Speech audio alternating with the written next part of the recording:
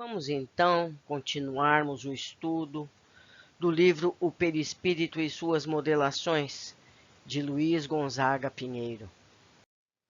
Hoje o capítulo 45, Degradação da Forma, Hipnotismo. A sentença foi lavrada por si mesma. Não passa de uma loba, de uma loba, de uma loba. À medida que repetia a afirmação, qual se procurasse persuadi-la a sentir-se na condição do irracional mencionado, notei que a mulher, profundamente influenciável, modificava a expressão fisionômica. Entortou-se-lhe a boca, a cerviz curvou-se, espontânea para a frente, os olhos alteraram-se dentro das órbitas. Simiesca expressão revestiu-lhe o rosto. Via-se patente, naquela exibição de poder, o efeito do hipnotismo sobre o corpo, corpo perispirítico. Esse texto está no livro Libertação, de André Luiz, que recomendo fortemente, mas de preferência que leiam a série completa, pois os capítulos, os livros, vão se aprofundando gradativamente. E está no capítulo 5. A página depende da edição. Vamos à frente. Degradação da forma, hipnotismo. Fomos orientados por nossos amigos espirituais sobre a necessidade de estudo, centralizando os debates no tema das deformações e degradações perispirituais com as quais se apresentariam certos espíritos. Deveríamos recebê-los em nossas reuniões para atendimento e aproveitar a oportunidade para escrever sobre o tema. Começamos o estudo. Como sempre, separamos o material disponível na literatura espírita e folga para que te quero. Do que estudamos e observamos, resultaram as seguintes conclusões. Primeiro, a mente comanda o perispírito, que é plástico e assume com facilidade a configuração imposta por ela. 2. Quanto maior o poder criativo e de comando da mente, maior e mais variada será a transformação perispiritual. 3. A inferioridade moral do espírito pode determinar em seu perispírito, através da exteriorização mental que lhe é peculiar, aspectos animalescos, tais como fisionomia equina, leonina, lupina, ofídia, simiesca e outras. 4. Uma mente mais poderosa pode subjugar uma mais frágil e induzi-la por processos hipnóticos a alterar a sua forma perispiritual, degradando-a. 5. O remorso, a consciência culpada a exigir reparações nos erros perpetrados, facilita a subjugação, com consequência a instalação das deformidades. 6. O grau de deformação pode ser localizado em certos órgãos ou generalizado, apresentando-se em todo o perispírito com aparência animalesca. 7. A deformação pode ser passageira ou demorada, podendo o espírito ficar séculos na condição degradante de animal, chegando a esquecer a sua individualidade e acostumar-se à sua animalidade por largo tempo. Será por isso que algumas pessoas acreditam na metempsicose? Faço eu aqui um parênteses. O que está sendo mudado é apenas a forma. O espírito continua como sempre foi. A forma pode mudar. A forma pode degradar-se até o infinito. Mas o espírito não. Seguindo, item 8. Os casos mais agudos de degradação perispiritual são os promovidos pelas legiões trevosas, que se especializam em técnicas de hipnose, aplicando a igualmente criminosos os amargos corretivos que os benfeitores espirituais não se animariam a executar. 9. Na degradação perispiritual, os arquivos mentais ficam bloqueados, predominando a ideia subjugante e plasmadora que gera e vitaliza a forma. O tratamento desses casos se faz através de cirurgias e educação mental, Explico mais uma vez. Tudo isso a nível espiritual. São cirurgias nos planos espirituais. 10º.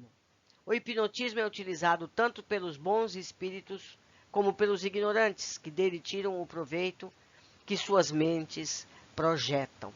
Eu vou fazer também um parênteses aqui. Um médico conhecido, espírita, que não cabe aqui declarar nome, nos contou que durante muitos anos atendeu uma paciente que insistia ter um câncer.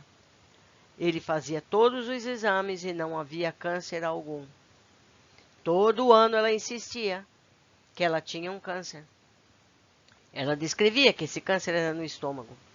Passaram-se alguns anos. Um dia, achou o câncer. Ela mentalizou esse câncer. Ela criou esse câncer. Então, meus amigos, por isso que o nosso pensamento tem que estar sempre, entre aspas, limpo. Temos que pensar nas coisas boas, nas coisas corretas.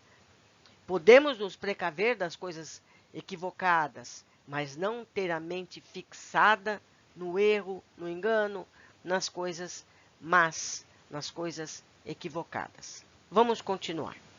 Nas reuniões de estudo, o assunto teve continuidade com as observações e descrições dos médiuns. Os técnicos estão nos dizendo que vamos hoje a um local de difícil acesso e que, para o bom desempenho de todos nós, devemos reforçar a vibração e ficarmos em atitude de oração sincera e espontânea. Esse clima de harmonia é necessário, porque estamos nos deslocando para uma espécie de covil, onde espíritos animalizados dominam a região, sendo necessária para o resgate que vamos efetuar a disciplina salutar nos pensamentos, que funciona como escudo e proteção nessas regiões desconhecidas para nós. Estou me deslocando com 3 espíritos. Um deles eu nunca havia visto. É bem alto, forte e musculoso. Tem uma barba bastante fechada, uma cabeleira longa descendo até os ombros. Ele usa uma roupa bastante incomum. É um traje montanhês, de material semelhante ao couro. Certamente é o guia, pois se posiciona à frente e parece ser conhecedor da região, pelo que deixa parecer. Conosco também, nosso amigo alemão e outro jovem alourado e delgado. Vou me restringir apenas aos eventos importantes da jornada, desprezando os pormenores. O terreno é descampado. Não se distingue vegetação alguma. É tudo muito árido. Até aqui caminhávamos em uma estrada clara, mas à medida que adentramos a região, o ambiente parece escurecer, como se de repente a noite fosse abatendo sobre nós. Os espíritos me colocaram no meio, em apoio à minha fragilidade, creio. Parecem querer proteger-me de algo que desconheço. O guia, que diz chamar-se Gutenberg, quase não fala, apenas observa, ausculta e delibera o rumo a seguir. Agora ele acendeu uma tocha, devido à escuridão não permitir o deslocamento de maneira natural. Não dá para ver nem mesmo as estrelas? Nada. É como uma noite sem estrelas nem lua. Aquelas noites de chuva forte, sem relâmpagos. Sinto que enquanto caminhamos, algo ou alguém passa roçando em nós, provocando choques e arrepios. Procuro observar o caminho. Parece que descemos uma montanha.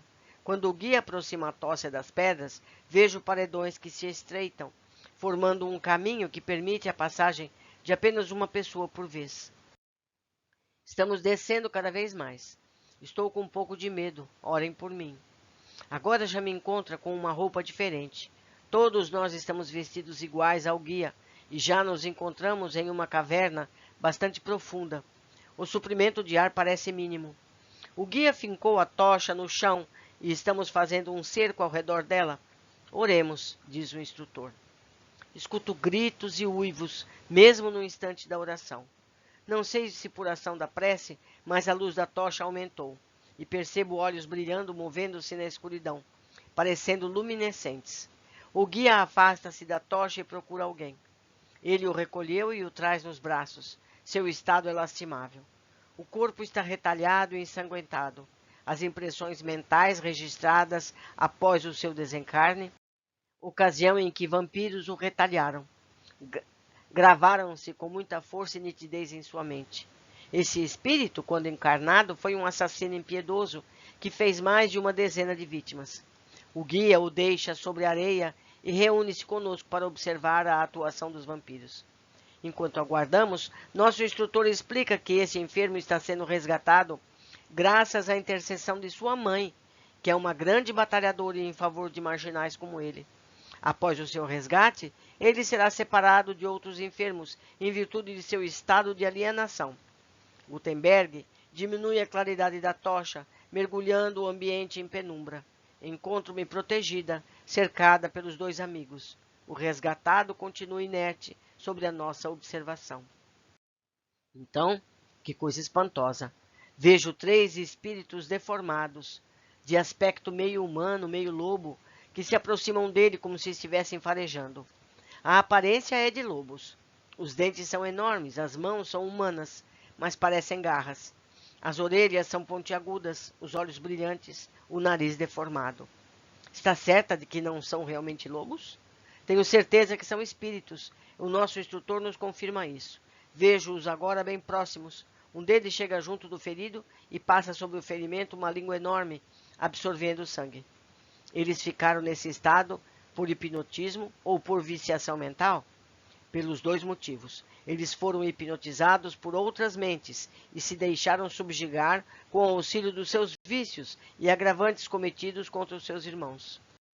O instrutor afirma que, se não retirarmos este espírito daqui, ele passará a ter a mesma condição e deformação destes que observamos. Isso ocorre por causa da sintonia e pelo hipnotismo largamente usado pelos que dominam esta região. Esse espírito foi retalhado pelos vampiros para que dele fosse tirado o tônus vital? Exato. Tudo se passou como, ao chegar ao plano espiritual, um bando de lobos o atacasse para devorá-lo. O instrutor complementa que é como se tivesse passado por 2 mortes, a morte física e a morte do perispírito. Não que o perispírito dele esteja morto, mas a situação assemelha-se à de alguém que houvesse morrido 2 vezes. Como assim? Primeiro, ele foi assassinado por seus comparsas que o esfaquearam. Sendo um assassino, foi transportado a uma região compatível ao plano de seus pensamentos, região habitada por esses irmãos igualmente assassinos. Quando chegou, trazia o sangue a escorrer, brotando aos golpes profundos de que fora vítima. Isso atraiu os vampiros, que o atacaram para roubar-lhe o tônus vital, o que lhe causou espanto e terror. Vejo agora um deles colocar a pata, aquela mão peluda sobre as vísceras do espírito, como a querer revirá-las em busca de coágulos ou sangramentos. O guia corre a enxotá-los. Eles parecem temê-lo, pois se refugiam na escuridão. Ainda vejo alguns olhos brilhando, como se a vigiar-nos. Gutenberg acolhe o ferido nos braços e o coloca próximo à tocha. Ele está realmente retalhado e de vísceras expostas. Os espíritos, como tratamento de emergência, vão utilizar do meu ectoplasma para atender o rapaz ferido. Kuller lhe pede muito cuidado ao redigir sobre o tema para não entrar no campo do fantasioso, para que as pessoas não pensem que aquilo narrado e presenciado aqui seja fruto de sua imaginação, de histórias de horror ou de ficção macabra. O plano espiritual é ainda desconhecido para quem o estuda. Os eventos tais são tidos e havidos como inexistentes para os não estudiosos. Segunda vista. Encontro-me numa sala, trajando bata esverdeada, e observo o ambiente. Vejo luzes no teto, aparelhagem análoga a computadores e uma tela iluminada em tons de verde, mas um verde bem terno. A sala está em completo silêncio. Agora observo os médicos todos envolvidos em suas tarefas. Existe uma cama alta e sobre ela um paciente. Esse companheiro traz uma deformação no rosto. Seus olhos estão fora do lugar, um na face e outro na testa. Sua cabeça é monstruosa. É uma deformação muito feia, como eu não havia visto. Ele está inconsciente. Essa deformação foi-lhe imposta por outros espíritos ou através do hipnotismo? Vou perguntar. Ele foi trazido de uma zona trevosa, onde a ação de hipnotizadores e magnetizadores é bastante comum. Foram justamente esses hipnotizadores que transformaram o seu perispírito. Como ele é frágil, foi cedendo ao constante assédio de outras mentes mais poderosas e agora se encontra como despersonalizado. Então, ou melhor, estão pedindo que eu analise com mais vagar.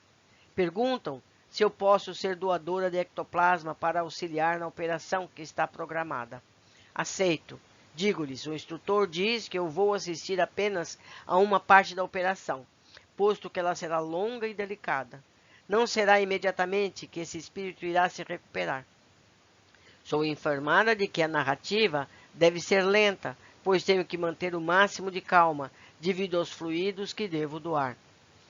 Observa um dos médicos. Ele faz uma incisão na região frontal com o bisturi. Vejo o sangue jorrar e ser enxugado no interior da região trabalhada. Ele então retira o olho e o coloca dentro de um pequeno recipiente, que é entregue a outro médico, que procede a uma espécie de limpeza. O cirurgião faz outra incisão debaixo do supercílio e manuseia aquele orifício formado, qual artesão hábil, preparando delicada peça e recebendo o olho de volta. O recoloca no lugar adequado. Essa segunda etapa da operação, diz ele, é mais difícil e requer elevada concentração. O operador começa a fazer uma espécie de massagem com o dedo e quando termina o corte está fechado. Engraçado, fechou somente pela ação do toque. Observo perfeitamente a carne unida e sem cicatriz. Pergunte a ele por que não houve a necessidade de sutura.